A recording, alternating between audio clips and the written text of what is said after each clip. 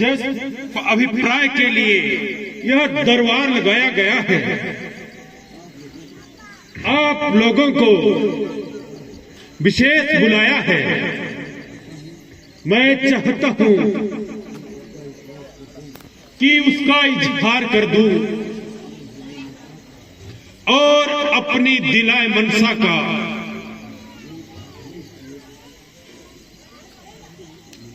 मैं अपनी आयु का अंदर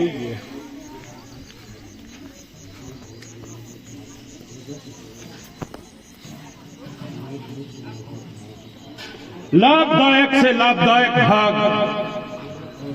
प्रजा की सेवा और आप लोगों की प्रसन्नता में देखकर करता रहा हूं। हर प्रकार से आपकी बेहतरी तथा उन्नति का दम भरता रहा। जो कुछ मैंने किया और कर रहा हूं वह मेरा फर्ज है। अस्तु यह सब ईश्वर की मेहरबानी है और इसमें किसी प्रकार की क्या सेखी जतानी है। सारांश यह रहा कि आप देखते हैं यह मेरी अंतिम अवस्था है और यह भी आपको भली भांति प्रतीत होगा कि वेदों और शास्त्रों की इस बारे में क्या व्यवस्था है। लाख वर्ष जिए, आखिरी एक दिन मरना है और निसंदेह इस दुनिया से कूच करना है। तृष्णाओं को न किसी ने पूरा किया है और ना ही करेगा और इन्हें अपने साथ ही लेकर मरेगा। मैं परमात्मा के उपकारों को याद न करूं, यानी अब ये राज्य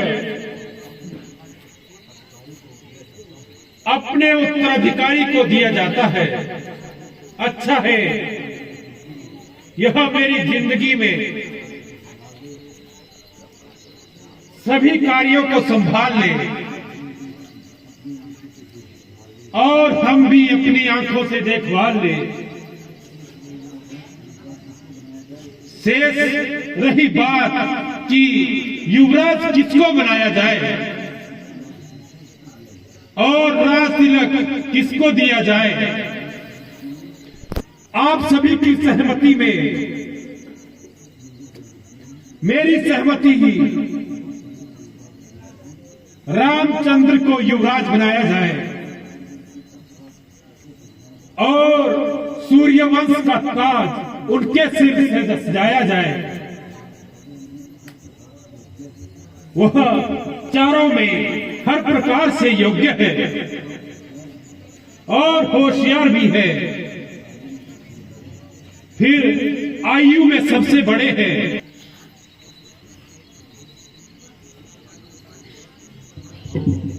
महाराज,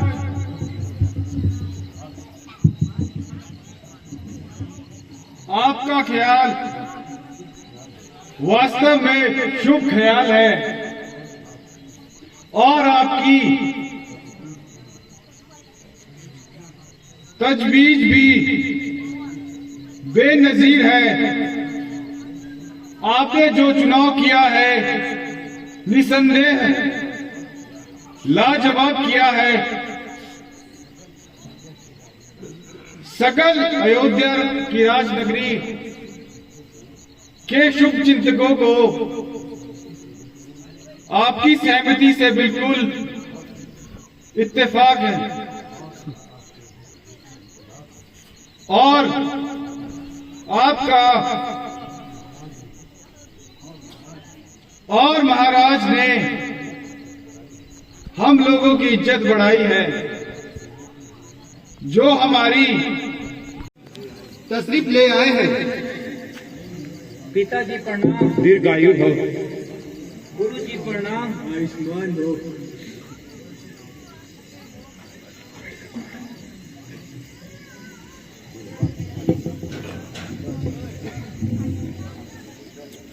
पिताजी, आपका सेवक आपकी आज्ञा अनुसार उपस्थित है। बेटा, राज्यसभा की सहमति के अनुसार अब तुमको राज तिलक दिया जाएगा और अयोध्या का ये राज तुम्हारे अधीन किया जाएगा। यह अमानत है जो तुमको विश्वास पात्र जानकर दी जाती है और वंश परंपरा से हमारे वंश में इसी प्रकार चली आती है। मुझे न केवल आशा है बल्कि पूर्ण विश्वास है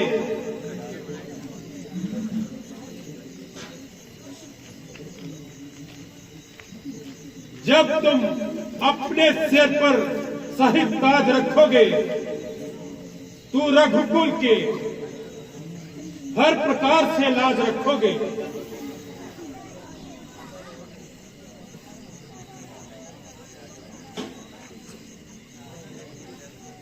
आपका उपदेश मुझे किस प्रकार से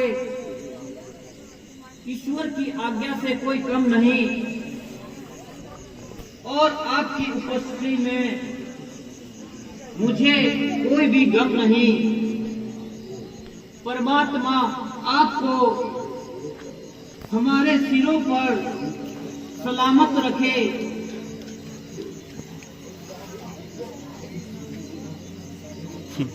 इस समय दरबार बर्खास्त किया जाता है। इसे सुनकर मेरे पांव तले जमीन खिसक गई। जरा हमें भी सुना कि वो ऐसा क्या सुना दी। आजी, क्या बात सुना गई। बस हमारी तुम्हारी सहमत आ गई। अरे कमबख्त, तेरी जल जाए जुबान। कुछ नशा खा के तो नहीं आई।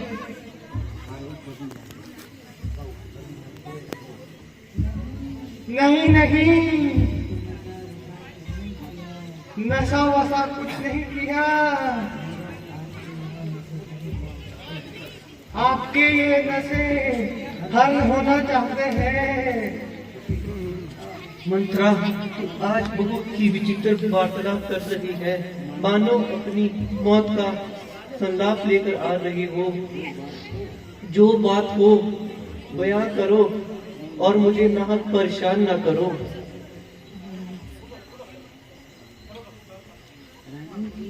रानी जी, आज महाराज ने एक आम दरबार किया और अपनी मनसा का इजहार किया। हम अपने रामचंद्र को युवराज बनाना चाहते हैं। उनके सिर पर ही रघुवंशी का ताज पहनाना चाहते हैं। उनके कहने की देरी थी। सब वजीरों और मंत्रियों ने हाँ में हाँ मिला दी।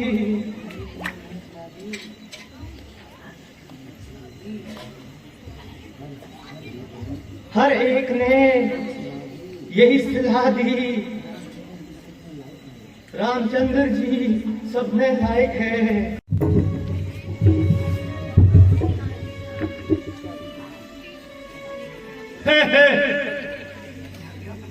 यह क्या वृतांत है? आज बजाय उत्सव के रंज और गम के आसार पैदा हुए। तमाम काम उल्टे और बेकायदा हुए। प्यारी,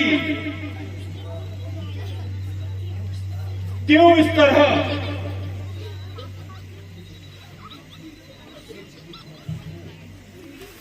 अर्थ से जमीन हो रही हो, जागती हो या सो रही हो? ना जागती हूँ ना सोती हूँ, बल्कि तो अपनी किस्मत को ही रो रही हूँ।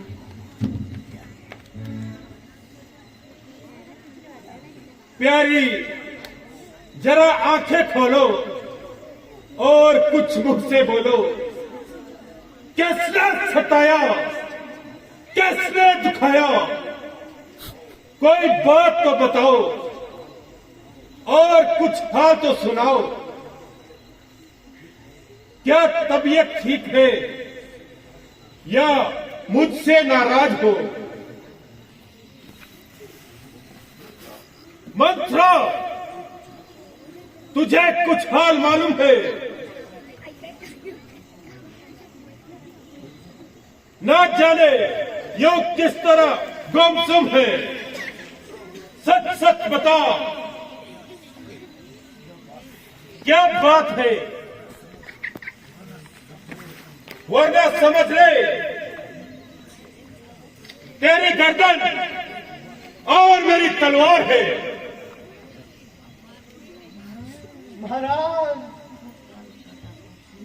आज राधा काट से इसका यही हाल है। मैंने हर चल प्रयास किया, अपना सारा जोर लगाया, मगर क्या मिजाज जो मुख से बोले, जरा आंखें खोले।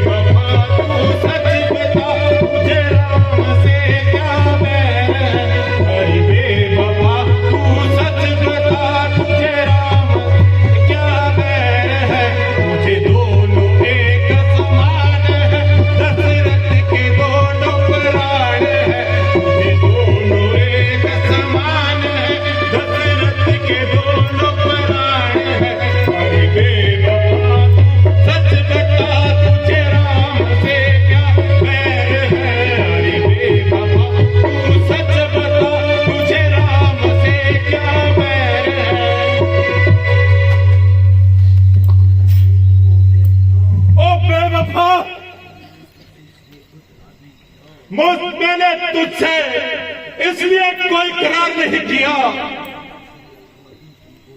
अथवा दिल तुमको दिया कि तो इसका नाजायज इस्तेमाल करे और खासकर मुझको ही पायामाल करे। सच है, हर चीज उचित स्थान और योग्य ही हाथों में भी कदर पाती है। हमारा यह अंतिम आशीर्वाद है। पिताजी, आप खैर तो है? आपके चित्त पर यह कैसी बेकरारी है?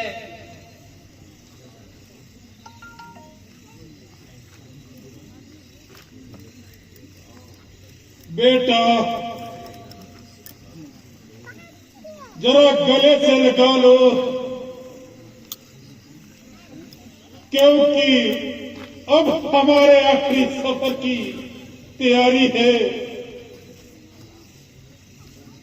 पिताजी, आपकी यह हालत देखकर कलेजा मुंह को आ रहा है और आंखों में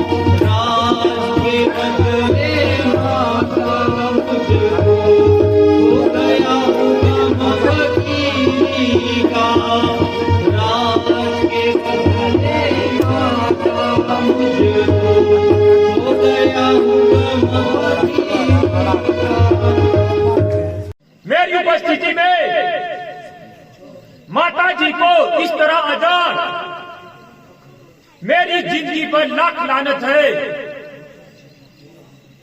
माता जी जरा आंखें खोलो और तुम्हारा लक्ष्मण आपके कदमों में निसार है। अगर नहीं बोलती तो लीजिए खंजर, लक्ष्मण आपसे पहले मरने के लिए तैयार है। लक्ष्मण, जरा होश संभालो। इस कायरता का क्या अर्थ है? नहीं बेटा, मैं अच्छी हूँ। यूं ही चक्कर आ गया था।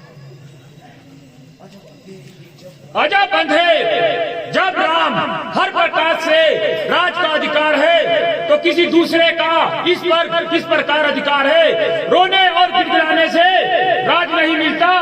अगर किसी में दम है तो मुकाबले में आए और अपने दो दो हाथ दिखाए, और हम भी अपने दो दो हाथ दिखाए। ऐसी बेईमानी और चालाकी मैं कदाचित चलने नहीं दूंगा।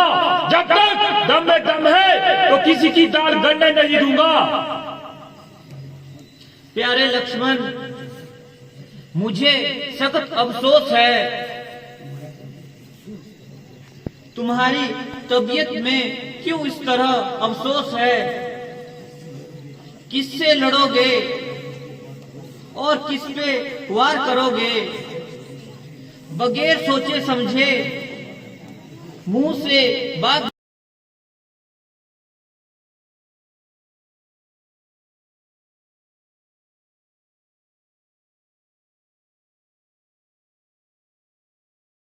हम तो